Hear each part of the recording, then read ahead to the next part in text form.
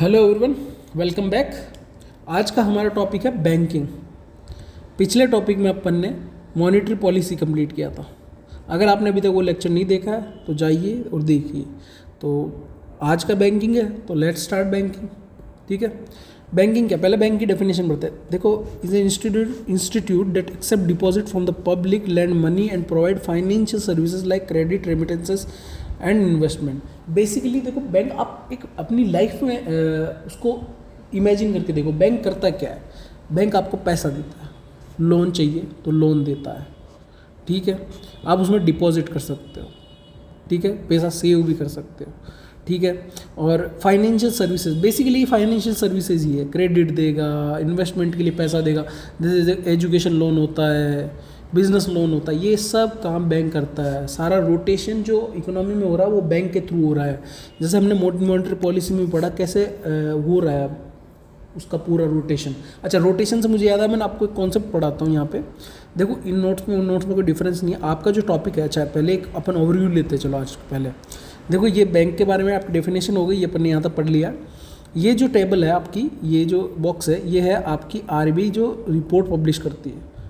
ठीक है ना, कुछ और भी रिपोर्ट्स है पर ये जो इंपॉर्टेंट है मैंने आपको यहाँ लिखवा दी है। ठीक है, उसके बाद बैंक्स के कितने टाइप हैं, structure of the banking system क्या है, कॉमर्शियल बैंक के 3 टाइप है, रीजनल रूरल बैंक क्या है, डिफरेंशिएटेड बैंक्स क्या है, इनके 2 टाइप है, पेमेंट बैंक्स और स्मॉल फाइनेंस बैंक। फिर बैंक बोर्ड ब्यूरो क्या है। ठीक है, उसके बाद अपन आएंगे कोऑपरेटिव बैंक क्या है, कोऑपरेटिव बैंक के कितने टाइप है। ठीक है, उसके बाद अच्छा यहाँ तक ही है आज आपका टॉपिक। ये जो बॉक्स है इसमें भी अपन मैं दिखाऊंगा कि नोट्स बनाने कैसे होते हैं। ये जो मैंने दे रखा है ये थोड़ा सा ऐसे कि टेक्स्ट फॉर्मेट में है, वर्बोज है थोड़ा। अब अपन को इनको ऐसे बनाना है ताकि ये अट्रैक्टिव लगे। देखो, ये मेरी बनाई हुई नोट्स हैं। जब आप पढ़ोगे आप उसको इस तरीके से लिखो ना, ताकि आप एग्ज़ाम में उसको रेप्लिकेट उस तरीके से कर पाओ। ठीक है ना, तो ये भी बताऊँगा मैं ये कैसे हुआ। ये जो नोट्स हैं ये थोड़े पुराने नोट्स हैं, जब मैं अपनी प्रिपरेशन करता था स्टार्टिंग में मैंने बनाए थे। तो अब अच्छा, ये जो अपन को एक कॉन्सेप्ट पढ़ना है, फिलहाल अपन इधर ध्यान देते हैं। यहाँ फंक्शनली फ्रैक्शनल होगा, फ्रैक्शनल रिजर्व बैंकिंग। देखो एग्जाम्पल क्या है, अपन एग्जाम्पल के थ्रू पढ़ेंगे फ्रैक्शनल रिजर्व बैंकिंग क्या है। देखो एग्जाम्पल फनी है पर समझ आए इसलिए मैंने भी इसीलिए किया था। देखो, कालीन भैया ने पैसे डिपॉजिट किए एक बैंक में, डिपॉजिटेड ₹100 इन बैंक। एक कालीन भैया ने 100 रुपये डिपॉजिट किए बैंक में। ठीक है, अब land 90% to another customer Munna भैया। बैंक क्या करेगा, बैंक 90% जो है मुन्ना भैया को दे देगा। ठीक है, मतलब 10 रुपये बैंक ने अपने पास रखे, 90 रुपये मुन्ना भैया को दे दिए। ठीक है ना, ये इसका बता रखा है। अब मुन्ना भैया ने क्या किया, मुन्ना भैया ने डिपॉजिट किए बैंक वाई में।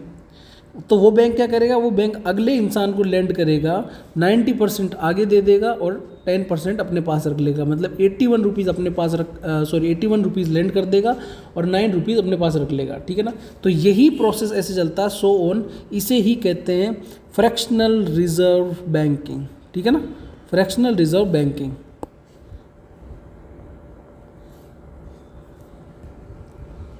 फ्रैक्शनल, इसका पेन थोड़ा, एक सेकेंड।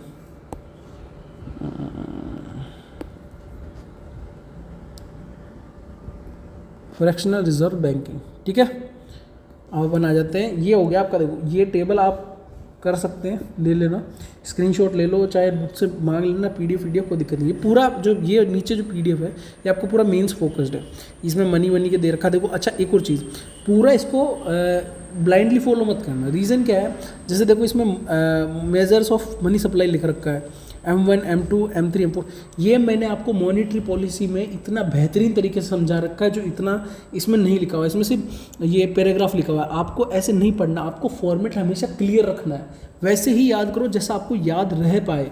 कुछ पिक्टोग्राफिक चीज़ें याद रहती है, फ्लो चार्ट से याद करो। देखो, अब मैं इसको एग्जाम्पल में देता हूँ आपको, नोट्स कैसे बनाने होते हैं। ये M1, M2, M3 ऐसे ऐसे दे रखा है। मैंने आपको किस तरीके से समझाया। देखो, अपन यहाँ आ जाते हैं, अपन अपना कहाँ पे था, मॉनेटरी पॉलिसी। ये रहा मॉनेटरी पॉलिसी, इसके अंदर देखते हैं अपन। देखो, ये है मॉनेटरी पॉलिसी के अंदर ये M1, M2, M3, M4 ये कैसे एक्सप्लेन कर रखा है मैंने।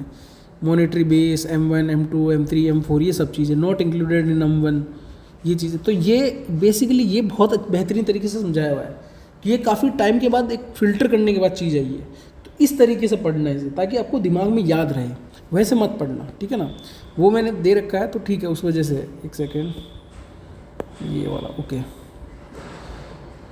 ये है, अपन को ये पढ़ना है, ठीक है। इसके बाद अपन को क्या है, बैंकिंग आ गया। बैंकिंग से आप यहाँ डेफिनेशन लेना चाहो तो डेफिनेशन ले लो, अच्छी बात है, अच्छी डेफिनेशन है।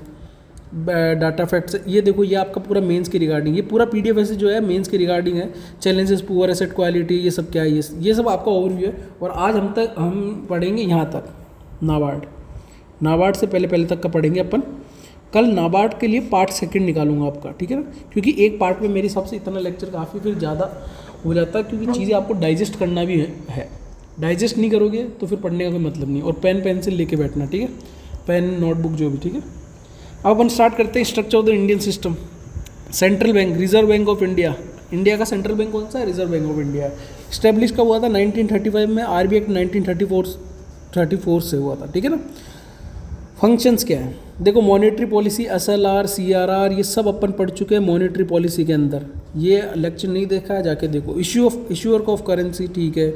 लेंडर ऑफ लास्ट रिजोर्ट, बताया था मैंने आपका, इसका फंक्शन है। Regulator of banks, manage forex and financial stability, ये सब इसके फंक्शंस है, ठीक है। अब अपन एक चीज़ पर आते हैं, ये जो है बॉक्स दे रखा है, ये रिपोर्ट, ये देखो बेसिकली आपको प्रीलिम्स में बहुत ऐसा है कि पूछा जाता है कौन सी रिपोर्ट किससे पब्लिश की जाती है। मैंने कुछ इंपॉर्टेंट दे रखी है, वो देखो। RBI annual report, annually. Report on trends on progress of banking in India, annual. Monetary policy report, most important, by annual होती है और अप्रैल और अक्टूबर में, ठीक है। Financial stability report, by annual, June and December. Basic statistical return, annual. Financial inclusion index, annual since 2021। Report on payment settlement system, report on foreign exchange, ठीक है। Survey of professional फोरकास्टर्स, ठीक है ना। ये सब रिपोर्ट्स हैं, ये देख लीजिएगा, ये बहुत इंपॉर्टेंट है, ठीक है। अब कॉमर्शियल बैंक्स पे आ जाते हैं अपन। पहला इंपॉर्टेंट टाइप, ठीक है। Commercial bank, these are the profit oriented institutions accepting deposit and giving loans. Basically जो कॉमर्शियल बैंक्स है, कॉमर्शियल बैंक से अपन डेली लाइफ में देख रहे हैं। एसबीआई है, मतलब जिसमें अंदर भी है, 3 टाइप अलग हैं। तो अपन पहले स्टार्ट करते हैं। प्रॉफिट ओरिएंटेड होते हैं, पहले चीज़ याद रखना, profit oriented institution accepting deposit and giving loans, ठीक है। अब क्या होता क्या है, पब्लिक सेक्टर बैंक फर्स्ट आता था। Public sector bank, majority owned by government, मतलब कि more than 50% of share is in hand of government, okay, याद रखिएगा। और एक और चीज़, अब कभी कभी ऐसे एग्जाम में आपको क्वेश्चन पूछ सकता है कि सीआरआर देते हैं क्या, ये एसएलआर देते हैं क्या, ये पीएसएल कितना है इनका। तो तीनों याद रखिएगा, सीआरआर, एसएलआर, पीएसएल, तीनों चीज़ें देती है ये बैंक। और पीएसएल जो इनका होता है, पीएसएल होता है 40%। इसके बारे में देखो हम अपन यहाँ पढ़ेंगे, अभी ये देखेंगे, देखो। पर मैं आपको फ़िलहाल यहाँ लिखा देता हूँ, इसका पीएसएल जो होता है, पेन चूज़ कर लेते हैं, ठीक है। पीएसएल जो होता है इसका 40%। सब बैंक्स का अलग अलग है, कुछ का सेम भी है और कुछ का अलग अलग है, तो उसके बारे में पढ़ेंगे अपन, ठीक है।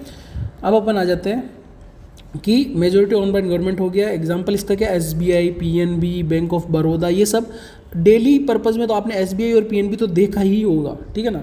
अब इंपॉर्टेंस क्या थी, largest branch network major credit provider, ठीक है ना। गवर्नमेंट बैंक सही है, पब्लिक सेक्टर बैंक्स, ठीक है। अब प्राइवेट सेक्टर बैंक्स क्या हो जाते हैं, ओन्ड बाई प्राइवेट इंडिविजुअल और इंस्टीट्यूशंस।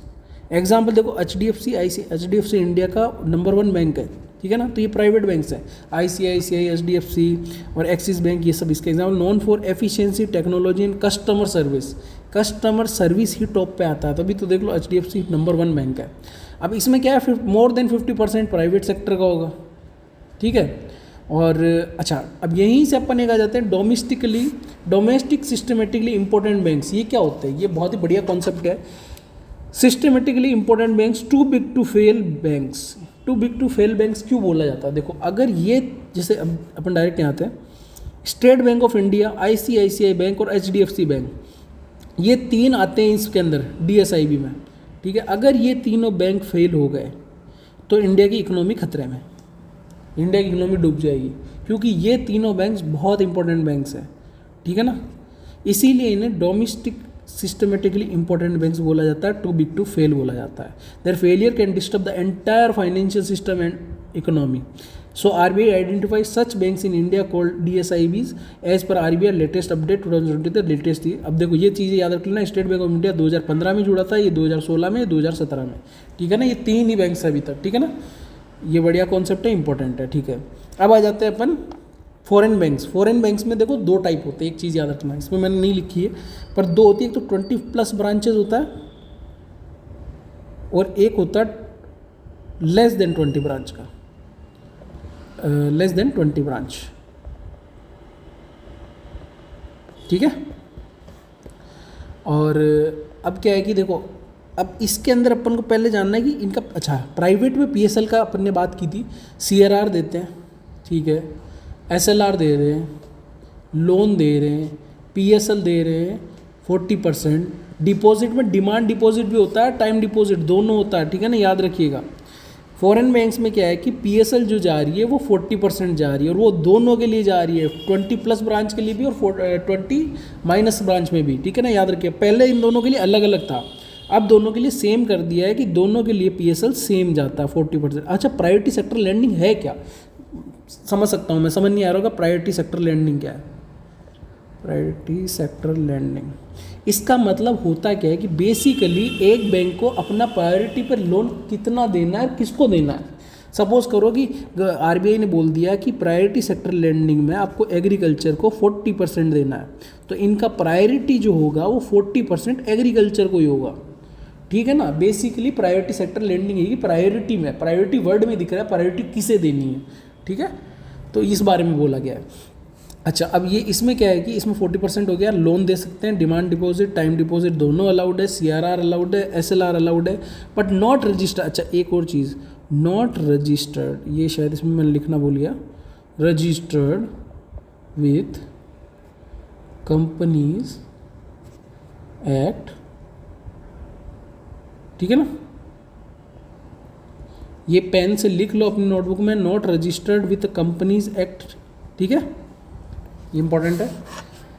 इसमें क्या था देखो, एग्जांपल, अच्छा, registered abroad, operate in India through branches, example city bank, अच्छा HSBC बैंक, स्टैंडर्ड चार्टर्ड, और bring global practices but limited rural presence. अच्छा, एक इसमें ये भी होता है विस्ट्रो अकाउंट, नोस्ट्रो अकाउंट, आपने पढ़ा होगा, तो चलो उसके बारे में अपन बाद में बात करेंगे। अच्छा, अब अपन आ जाते हैं रीजनल रूरल बैंक्स पे। रीजनल रूरल बैंक्स पे अपन आ जाते हैं। स्टेब्लिश्ड इन 1975 में establish based on Narasimhan committee recommendation, याद रखिएगा, नरसिम्हन कमेटी रिकमेंडेशन आपके एग्जाम के लिए इंपॉर्टेंट है। स्टेटरी है, अंडर RRB एक्ट है, जॉइंट ओनरशिप होती है, सेंट्रल गवर्नमेंट की 50% होती है, स्टेट गवर्नमेंट की 15% होती है। अच्छा, अब मैं बता रहा हूँ आपको, नोट्स यहाँ भी बता दो, डायग्राम बनाओ ऐसे, ये इतना % है, जैसे सपोज करो यहाँ लिख दो कि ये 50% इसकी ओनरशिप है। अच्छा, यहाँ एक दूसरा डायग्राम बनाते हैं, ऐसे बनाते हैं, ये डायग्राम है, इसमें 50% है जो अपने सेंट्रल गवर्नमेंट की है, 15% लिख दो स्टेट गवर्नमेंट की, बाकी स्पॉन्सर 35%। तो ऐसे डायग्राम बटा के पढ़ो तो चीज़ें याद रहेगी आपको, ठीक है ना, ऐसे करो। ये हो गया, ये एक बढ़िया कॉन्सेप्ट है। Aim provide credit to agriculture, small farmers, rural artisans, example Prathama Grameen bank. अच्छा, regional rural bank, regional rural bank नाम में आ रहा है, बेसिकली ये एग्रीकल्चर स्मॉल फार्मर्स को ही फंड करते हैं, ठीक है, fund in the sense loan देना, ये सब करना, ठीक है।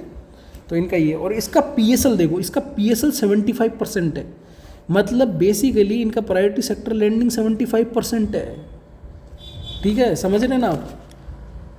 अब अपन आ जाते हैं डिफरेंशिएटेड। अच्छा, पहले डिफरेंशिएटेड बैंक से पहले मैं आपको ये थोड़ा इंपॉर्टेंट फैक्ट समझाता हूँ, इसे एक समरी की तरह याद कर देखो। इंपॉर्टेंट फैक्ट तो मैंने लिखा है, बेसिकली समरी के लिए है। अब समरी में कैसे देखो, एक सेकेंड। अच्छा, पहले अपन रीजनल रूरल बैंक के बारे में एक और चीज़ पढ़ लेते हैं। रीजनल रूरल बैंक में CRR भी देते हैं, SLR भी देते हैं। मतलब क्या होता है CRR SLR अभी तक नहीं पता, फिर बैंक वो मॉनेटरी पॉलिसी वाला देखिए, पर मैं आपको थोड़ा दे देता हूँ, बता देता हूँ। SLR, CRR, SLR। CRR bank देता है RBI को, SLR भी देता है RBI को, ठीक है ना, सॉरी SLR RBI को नहीं, SLR खुद के पास रखता है बैंक, ठीक है ना। एक सेकेंड है ना, ये रहा CRR, ये रहा SLR, ये है विद इट सेल्फ। देखो मैंने आपको वहाँ से यहाँ उठा लाया मॉनेटरी पॉलिसी में, तो यही चीज़ है, ये कमाल ही आपको मैंने आपको थोड़ा सा दे रहा हूँ कि ठीक है देखो आप क्या है मैंने बना रखा है इसके ऊपर मॉनेटरी पॉलिसी में। तो ये देखो स्टैट्यूटरी लिक्विडिटी रेशियो और cash reserve ratio. Cash reserve ratio है इन फॉर्म ऑफ कैश देते हैं RBI को, बैंक्स देते हैं, और SLR जो है वो देते हैं अपन खुद के पास रखते हैं, ठीक है ना, in cash of gold, government securities और कैश, ठीक है ना। ये वापस आ चुके अपन RRB पे, ठीक है। और लोन भी देते हैं, टाइम डिमांड लाइबिलिटीज़ भी देते हैं, ठीक है ना, और टाइम डिपॉजिट और डिमांड डिपॉजिट देते हैं, लोन देते हैं, PSL 75% है, डेबिट और क्रेडिट कार्ड दोनों दे सकते हैं, ठीक है ना। अच्छा, डेबिट क्रेडिट कार्ड का भी एक इश्यू आएगा, आगे मैं बताऊंगा। देखो सिंपल सी बात है, जो दो लोन दे सकता है वो क्रेडिट कार्ड तो दे ही सकेगा ना, डेबिट कार्ड क्रेडिट कार्ड, ठीक है, क्रेडिट कार्ड, ठीक है। Important facts, priority sector lending. देखो अब देखो प्रायोरिटी सेक्टर लैंडिंग किस बैंक की कितनी, यहाँ मैंने आपको थोड़ा सा दे दिया और भी यहाँ आपको वापस याद रहे ताकि summary. Public sector banks PSBs 40% देंगे, प्राइवेट बैंक 40% देंगे, फॉरेन बैंक 40% देंगे, रीजनल रूरल बैंक 75% देंगे, स्मॉल फाइनेंस बैंक 75% देंगे। स्मॉल फाइनेंस बैंक के बारे में अब आगे पढ़ते हैं अपन। डिफरेंशिएटेड बैंक्स के अंदर डिफरेंशिएटेड बैंक्स क्या होते हैं? Concept introduced by RBI Nachiket Mor committee to improve financial inclusion, ठीक है ना, टू इम्प्रूव फाइनेंशियल इंक्लूजन।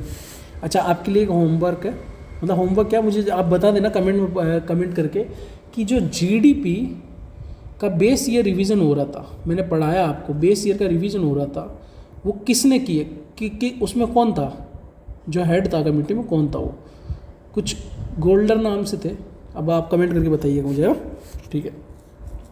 अब अपन आ जाते हैं इसमें क्या, कॉन्सेप्ट इंट्रोड्यूस्ड बाय RBI, ठीक है। Objective banking for specific needs, SME, small saving, payment and rural credit card. चलो ठीक है, पेमेंट बैंक्स में आ जाते हैं अपन। पेमेंट बैंक्स क्या है? Allowed from 2014 onwards RBI guidelines single ownership, ठीक है ना, ओनरशिप सिंगल है पेमेंट बैंक्स के अंदर, याद रखिएगा। फंक्शंस क्या, accept deposit up to ₹2 lakh per account, limit revise from 1 lakh in 2000। अच्छा, 2021 से पहले 1 लाख रुपए ही लिमिट थी डिपॉजिट की, पर अब 2 लाख रुपए कर दी गई है, ठीक है ना, याद रखिएगा। ये होता है आपका डिफरेंशिएटेड बैंक्स के अंदर, पेमेंट बैंक्स के अंदर। अच्छा, एक और चीज़ इसके बारे में क्या, स्टैट्यूटरी स्टेटस नहीं है, लिख लीजिएगा आप, ऐसे क्वेश्चन पूछे जाते हैं, स्टैट्यूटरी स्टेटस नहीं है, ठीक है। ओनरशिप सिंगल है, सिंगल ओनरशिप है, ठीक है। अच्छा, एक और चीज़ है, जो पेमेंट बैंक है वो स्मॉल फाइनेंस बैंक्स में कन्वर्ट हो सकते हैं, ठीक है, याद रखिएगा। पेमेंट बैंक को स्मॉल फाइनेंस बैंक में कन्वर्ट किया जा सकता है। अब पेमेंट बैंक के कुछ एग्जांपल्स अपन देखे हैं तो है Paytm payment bank, Airtel payment bank, India post payment bank, ठीक है ना। पेटीएम पेमेंट बैंक तो आप मोस्टली यूज ही करते हो। रेस्ट्रिक्शंस है, can not land and can not issue credit card. अच्छा, एक चीज़, अगर लैंड करोगे ही नहीं तो क्रेडिट कार्ड क्यों इशू करोगे? सिंपल सी बात है ना, जो लोन देगा ही नहीं वो क्रेडिट कार्ड कैसे इशू करेगा? सिंपल सी बात है। देखो अब इसमें एक और चीज़ पढ़ लेते हैं अपन, प्रोवाइड रेमिटेंस बिल पेमेंट, ठीक है, इश्यूज ATM डेबिट कार्ड, ठीक है। देखो क्रेडिट कार्ड का यहाँ भी नहीं लिखा हुआ। एक और चीज़, अब अपन जाते हैं, CRR होता है, SLR होता है, ठीक है। डिपॉजिट में टाइम डिपॉजिट नहीं होगा, डिमांड डिपॉजिट होगा, और मैक्सिमम लिक्विड जो देखो लिमिट जो थी वो 2 लाख थी, अभी अपन ने पढ़ा था, ठीक है ना, टाइम डिपॉजिट और डिमांड डिपॉजिट, ठीक है। अब हो गया अपना लोन। आप बताओ मुझे, लोन देता है ये? अभी बताया मैंने, लोन नहीं देता, और जो लोन देगा ही नहीं तो वो PSL कैसे देगा, प्रायोरिटी सेक्टर लैंडिंग कैसे देगा? सिंपल सी बात है ना। ओनली इशू डेबिट कार्ड, याद रखिएगा, only issue debit card, credit card नहीं देता है, ठीक है ना। ये हो गई पेमेंट बैंक। बहुत सारी इन्फॉर्मेशन है पेमेंट बैंक की, ये एक साथ लिख के रखना, फिर भी कुछ डाउट हो फिर से, और लेक्चर पीछे भर करके देख लो, कोई दिक्कत नहीं है। एक बार समय लगाओ, इन्वेस्ट करो अपने समय को, बार बार लगाने से बेहतर है एक बार पूरा देख के देख लो आराम से, ठीक है। ये हो गया अपना पेमेंट बैंक्स के बारे में। मैं कुछ चीज़ें इसीलिए आपको मतलब वोकली समझाता हूँ, क्योंकि ऐसे क्या फिर आपको आदत बढ़ जाएगी, क्या पढ़ा रहे हो ठीक है ऐसे ये अंडरलाइन कर दिया, ऐसे नहीं। चीज़ों को मैं चाहता हूँ बहुत सिंप्लीफाई वैसे वो मिले आपको, ठीक है ना। एक सेकेंड, हाँ, तो अब आ जाते हैं अपन स्मॉल फाइनेंस बैंक पे। स्मॉल फाइनेंस बैंक क्या आपने देखा ही होगा सब जगह, एयू स्मॉल फाइनेंस बैंक है, ठीक है।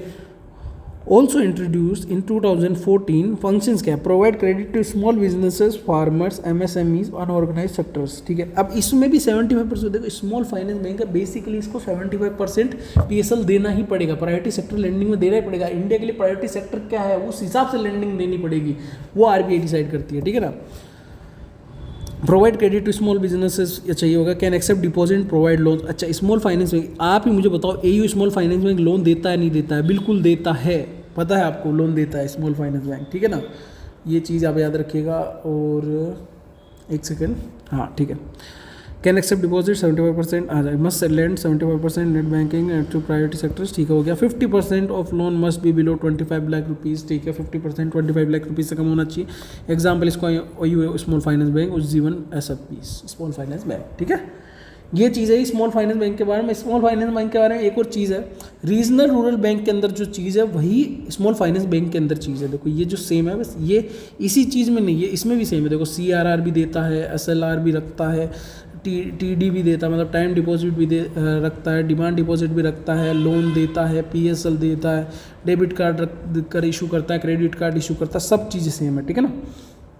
ये चीज़ें ये एक बॉक्स में बना के लिख लेना। देखो मैंने यहाँ नहीं लिखी है, मैंने आपको इतनी ही चीज़ अवेलेबल कराई है, बाकी चीज़ें आपका काम है लिखना। बनाओ बॉक्स, मेरे को कभी मौका मिलेगा मैं आपको अपने नोट शो करूँगा। यहाँ तो मैंने थोड़ा सा आपको एक दे दिया जस्ट, उसके बाद मैं आपको बता दूंगा, आगे और भी बताऊंगा कैसे नोट्स बनते हैं, ठीक है। अब अपन आ जाते हैं बैंक बोर्ड ब्यूरो पे। इससे आपके बहुत क्वेश्चन पूछे गए, पीवाईक्यूज है मेंस में भी और प्री में भी, ठीक है, इंपॉर्टेंट है, देखते हैं। In 2014 India bank specially PSB faced high NPS, weak governance and inefficiency. The Nayak committee, अच्छा ठीक है, Indian bank specially public sector bank faced high NPS. High NPS मतलब non performing assets, non performing assets. Non performing assets क्या होती है उसके बारे में मैं आपको बताता हूँ, चलो थोड़ी देर में बताता हूँ। फिलहाल मैं क्या है बैंक बोर्ड ब्यूरो के बारे में, अच्छा बैंक बोर्ड ब्यूरो के बारे में बताया। एनपीएस में भी कुछ टाइप्स होते हैं, पहले एक सेट बनती है, फिर दूसरी बनती है स्टैंडर्ड और स्ट्रेस्ड असेट्स, ये फिर ये टाइप से ये भी पढ़ाऊँगा मैं, ठीक है। अब अपन क्या देखते हैं बेसिकली बैंक बोर्ड ब्यूरो क्या है। मैं आपको ये तो देखो सब लिख रखा है, मैं आपको ऐसे बता देता हूँ। बैंक बोर्ड ब्यूरो की क्या होगी, एनपीए ज़्यादा होने लग गए, ठीक है, नॉन परफॉर्मिंग असेट्स हो गए जिनके आने की गारंटी कम होने लग गई, ठीक है ना। इसकी वजह से Nayak committee on governance of bank recommend a professional body to overseas PSBs. फिर बना bank board, based on this bank board bureau बना। पहले ये एनपीएस खराब होने लगे तभी तो बैंक बोर्ड ब्यूरो बना, ठीक है ना। इस्टेब्लिश हुआ 2016 में, nature autonomous advisory body under the government of India, not statutory, ठीक है ना, स्टैट्यूटरी नहीं है, याद रखिएगा। Initially chaired by Vinod Rai, former CAG of India, ठीक है ना। ये तो ठीक है, बेसिक नॉलेज, कुछ ज़्यादा इंपॉर्टेंट नहीं है। ऑब्जेक्टिव एंड फंक्शंस क्या है, BBB was designed to improve PSBs, public sector banks governance. अब देखो बेसिकली मैं आपको बताता हूँ, जो बोर्ड बैंक ब्यूरो है, बैंक बोर्ड ब्यूरो है, ये बेसिकली फोकस्ड किस पे का था, फोकस किस क्या था इसका, फोकस का था PSBs, public sector banks.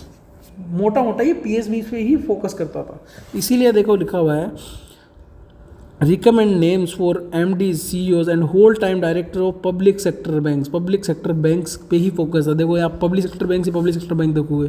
Suggest improvement in board composition and governance practices of PSBs, help PSBs raise capital from markets instead of depending solely on the government, ठीक है। Advice banks on business strategies, mergers, HR policies and management practices, ठीक है ना। Basically improvement बताता था, governance practices सुधारने का काम करता था, रेस कैपिटल कैसे करना है वो बताता था, गवर्नमेंट पे ही डिपेंडेंट नहीं रहना, उसके अलावा क्या कर सकते वो बताता था। ये चीज़ें थी अच्छी, पर लिमिटेशंस क्या थी, जिसके लिए इसका एक नया रूप आया वो था FSIB। अब लिमिटेशंस बढ़ते हैं। BBB was only advisory body, पहली लिमिटेशन, नॉट ए लीगल और स्टैट्यूटरी बॉडी, ठीक है ना, ये इंपॉर्टेंट फैक्ट है। ये आपके देखो ये बी इतना बड़ा क्यों दिया है मैंने, क्योंकि ये मेंस में क्वेश्चन आ गया तो कैसे लिखोगे आंसर, इसीलिए लिखना है, ठीक है। Recommendation not binding on government, चलो ये तो इसमें भी नहीं है। मैं आपको वैसे कंपेरेटिवली एक टेबल बना के देनी चाहिए थी मुझे, पर ठीक है अभी नहीं हो पाया, तो मैं इसको आगे इंप्रूव कर दूंगा, नहीं तो मैं इसमें आपको टेबल की तरह बढ़ा देता हूँ। एडवाइजरी बॉडी है, स्टेटरी बॉडी नहीं है, ये स्टेटरी बॉडी हो जाएगी, ठीक है ना।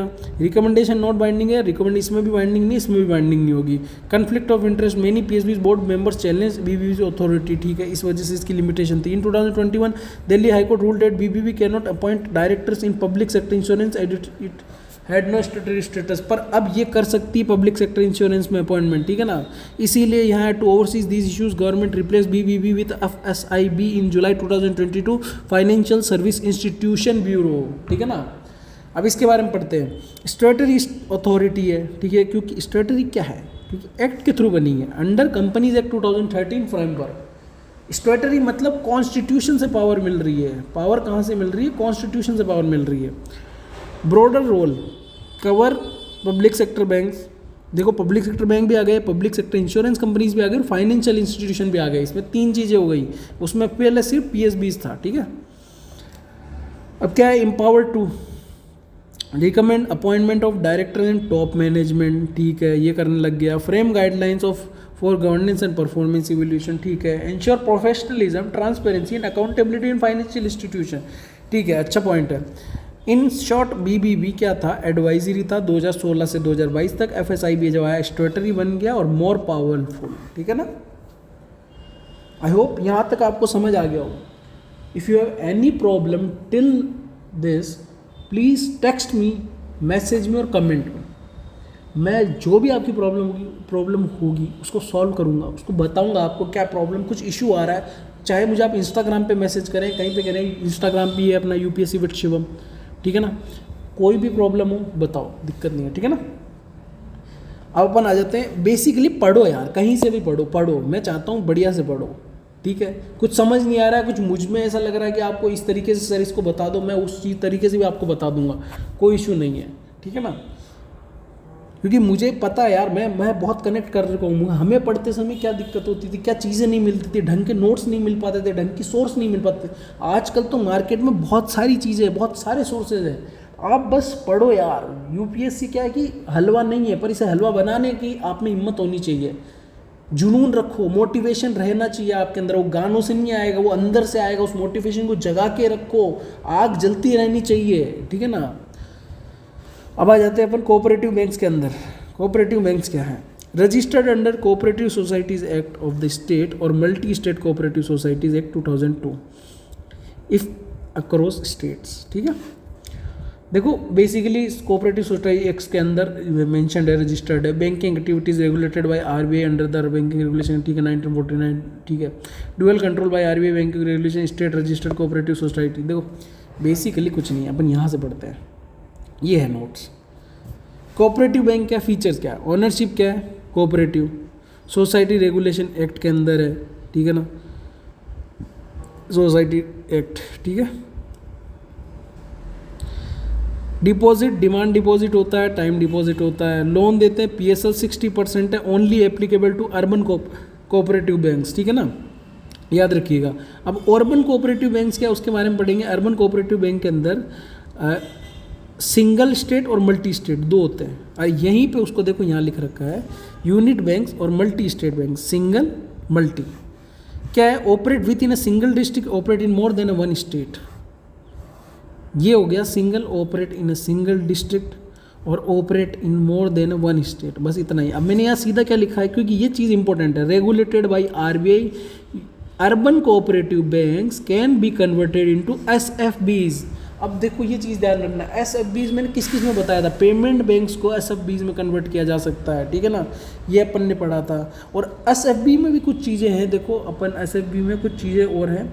एसएफबी में cooperative, urban cooperative bank converted into SFBs, payment bank converted into SFBs, ठीक है ना, ये दो चीज़ें याद रखिएगा बस, ये हो गया। और अब अपन आ जाते हैं rural cooperative bank. Rural cooperative bank क्या है, short term, long term. Short term क्या है, state level, district level, PACS. PACS क्या है, देखो यही चीज़ यहाँ पे लिखी है, बस आपको चीज़ें नोटिस करनी है। मैंने यहाँ क्या लिखा है भाई, supervise by RBI registered of cooperative societies, ये आपके लिखा हुआ था, ठीक है।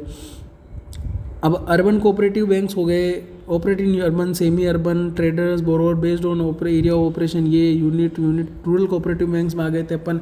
शॉर्ट टर्म है, लॉन्ग टर्म है, शॉर्ट टर्म है, लॉन्ग टर्म है। शॉर्ट टर्म में क्या, state cooperative bank, district central cooperative bank, primary agriculture credit societies, PACS, ठीक है ना। ये क्या है, apex body at the state level, middle tyre at district level, base level, village level, institution directly dealing with farmers, और कुछ नहीं है। अपेक्स के अंदर एक चीज़ जरूर है, regulated only by state government, पर इसमें एक चीज़ याद रखना, शॉर्ट टर्म और long term regulated by RBI and state government. RBI और स्टेट गवर्नमेंट के दोनों मिल जाती है, फिर दोनों मिलके मतलब दोनों ही इन्हें कंट्रोल करती है। रेगुलेट कौन करती है, स्टेट गवर्नमेंट और आरबीआई दोनों रेगुलेट करती है, पर पैक को सिर्फ रेगुलेट कौन करता है, स्टेट गवर्नमेंट। बस इतना याद रखिएगा।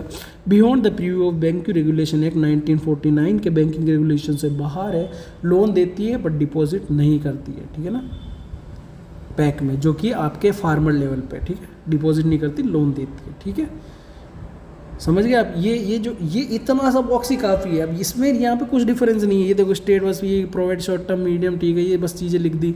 लॉन्ग टर्म में क्या है, state cooperative agriculture rural development bank state level, primary cooperative agriculture rural level. देखो जो एग्जाम के रिलेवेंट था ना वो मैंने बता दिया। आप हमेशा याद रखना, नोट्स ऐसे बनाना, ये मेरे खुद के हैंड रिटन नोट्स है, ठीक है ना। मैं जब पढ़ता था मैं ऐसे बनाता था, ठीक है। अब अपना यहाँ तक हो गया है। अब अपना एक कुछ चीज़ अगर बाकी रही है, देखो ये चीज़ हो गई, ये देखो ये मेंस के लिए है। वैसे तो देखो आपको चैलेंजेस बैंकिंग सेक्टर है, यहाँ दे रखे हैं मैंने। ये बैंकिंग सेक्टर के चैलेंज है, पुअर एसेट क्वालिटी है, नॉट एनफ रूरल ब्रांचेज है, बैलेंस। ये बेसिकली आप जब बैंक्स के बारे में पढ़ लोगे तो आप खुद दिमाग से लिंक क्रिएट करो चीज़ों में। बैंक का पढ़ रहे हो तो बैंक को लिंक क्रिएट करो, क्या प्रॉब्लम्स, क्या चैलेंजेस, क्या फेस करने पड़ सकते होंगे। गांव में ब्रांचेस ढंग के नहीं है, ब्रांचेस नहीं खुल पा रही है, फैसिलिटी बढ़िया नहीं है, बैलेंस शीट मैनेजमेंट नहीं है, पुअर एसेट क्वालिटी है, नॉट एनफ रूरल ब्रांचेस हो गया, पॉलिटिकल प्रेशर है, रीजंस फॉर प्राइवेटाइजेशन क्या होगा। ये सब क्वेश्चन आपको अगर पूछ लेंगे तो सिंपल चीज़ें हैं।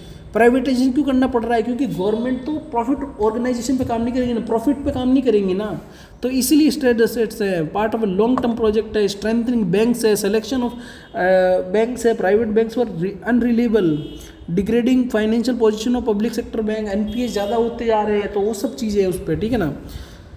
क्या ही लिख लोगे, ये सब चीज़ें अंदर की। देखो ये बहुत पुराने नोट्स हैं, स्टार्टिंग में बताते हो high NPS, impact of Covid, ये लिखा हुआ उस समय का, rising market share, better products and services. तो देखो आप ये चीज़ें अपने मैं इसीलिए आपको ये कंटेंट इसलिए नहीं देता क्योंकि ये आप इतना तो माइंड को आप खुद एक्टिव करो ना, कि क्या प्रॉब्लम्स क्या हो सकती है, चैलेंजेस क्या हो सकते हैं, क्यों प्राइवेटाइजेशन करना पड़ा, अब बैंक क्या कर रहे हैं, एनपीएस के बारे में मैं आपको देखो जितना मैंने, ये आपके पार्ट 1 है, इतना काफ़ी है आज के लेक्चर के लिए, क्योंकि मैं हमेशा मानता हूँ ज़्यादा बड़ा लेक्चर नहीं होना चाहिए, जितना है उतना ही करो एक दिन में, जितना डाइजेस्ट, ये भी बहुत है।